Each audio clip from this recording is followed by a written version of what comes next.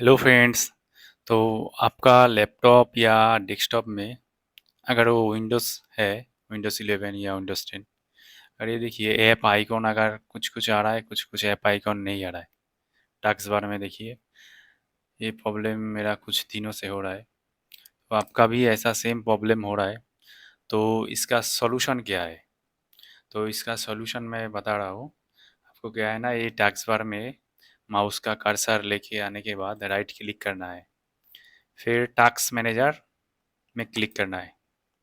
Task manager में click करने के बाद इधर में देखिए प्रोसेस, इसमें देखिए विंडोज़ एक्सप्लोरर बोल के लिखा है। इसको आपको सिलेक्ट करके राइट क्लिक करना है, राइट क्लिक करके रीस्टार्ट करना है। ठीक है, राइट क्लिक करके रीस्टार्ट कर दिया। फिर देखिए नीचे देखिए, जितना ऐप था सब अभी दिख रहा है, पहले नहीं दिख रहा था। तो यही था आज का वीडियो। अगर ये आपको अच्छा लगा तो वीडियो को लाइक कर देना, और चैनल में आप नया आए तो चैनल को सब्सक्राइब करके जाना। Thank you friends, thank you.